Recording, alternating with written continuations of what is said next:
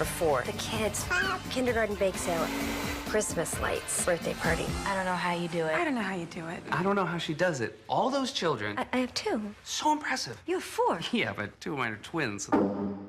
Jack Abelhammer in our New York office has... Welcome back. I have a confession to make. As happy as I am and excited as I am to have baby number 2 on the way, I'm not gonna lie. I'm also feeling a slight bit of anxiety going from 1 child to 2, and certainly having 2 under 2. Surely I'm not alone, or the first mom to ever feel this way, right?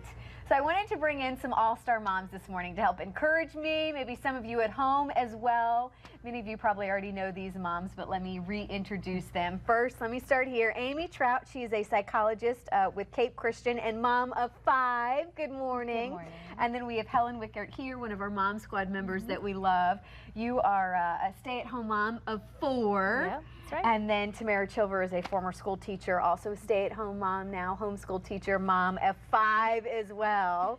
Good morning. Welcome back, ladies. This is my all-star team. I need help, ladies.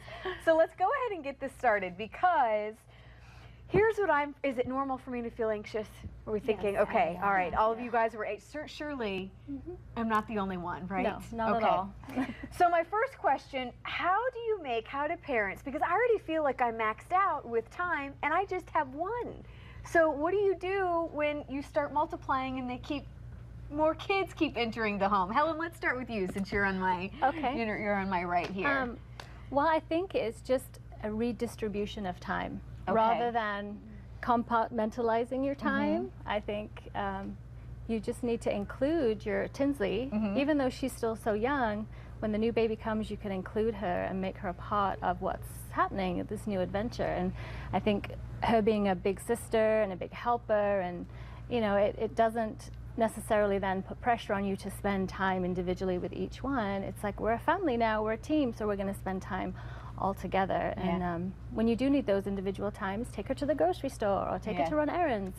It's really not. Amy, what say you? How do you can't add more time to your day? Yeah, I agree. I think it is important for me to make sure I'm doing those reach outs individually with my kids. I think the twin thing did it with me, where I was really worried about always 2 of these moms have twins, by the way. Always not having enough energy or attention with each one. So I think as long as I'm making sure that I'm reaching out. Now, sometimes they don't want me to reach out, and they kind of put that wall up. Okay, fine. But I'm reaching out, even if it's through a text or through sharing a funny video or something that's simple, but just to the 1 child, to each of my children in the ways that make sense to them. But I agree, yeah, combining activities with all the kids, it's an important thing to do. Tamara, what say you about trying to add that extra time if we could? I completely agree with these ladies.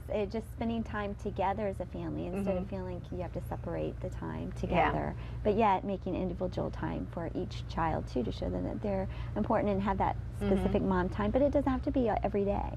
Well, and I think the big question, you hear it all, I'm sure you guys hear it all the time. How do you do it? How do you do it? How do you do it with little sleep? Because I'm assuming that this next year for me, like many other moms, the more kids you have, I'm assuming that it's the less sleep I'm going to get. It's true. It's true. And even now with older children, there are some nights, some mornings, my husband and I wake up and go, what happened last night? I mean, so-and-so was up, and this one was up, and and so it is going to be tough. That first year is going to be, you're going to be sleep deprived, but it's a very short period of time. In the big picture. Shall pass. That's Well, right. and I think you know what exhaustion feels like. So it's not like you're going to feel this incredible different level of exhaustion. You just feel like you've already been there. Yeah. It's not going to get any worse than that. So okay, so it's not going to be what I've done before times 10 times double. What do you think, Tamara? You know what to expect already. You've done it, and I think you recognize it this time around. You're going to see it's a season in your life, and you just embrace that season and the beauty of the season, and you see the positive in it, and you just enjoy it. Enjoy the moment. Well, and what I love about you moms too is you're real moms, and I think one question I'm sure you probably get too a lot is, how do you afford it? The kids are so expensive. You guys have 4 and 5 kids. I mean, but you guys are making it work, so it's still possible. I think you very quickly learn the difference between necessity and luxury, and you learn to buy chicken legs instead of chicken breasts, and you learn to maybe not go out to dinner quite as often or have takeout. I mean, you make those adjustments, and it's worth the sacrifice. Yeah. Creative. Well, Amy, you put together, since you're a psychologist on our panel this morning, some great take-homes, which I thought this was really good. Again, because I know I'm not the only one watching this morning. I know there's other moms that are feeling this way. You say it is normal to feel anxious. Absolutely. I think anyone, when they find out that they're pregnant, it's exciting, but it's also like, wow, how is this going to all work? Well, because then I also feel guilty, because then I'm feeling, you know, it's not that I'm not excited about having another baby. I mean, we're super excited. Of course. So then you feel guilt on top of feeling anxious. No, that's silly. It's okay. It's okay. Because you want to do it well. Yeah. You know? We underestimate our capabilities.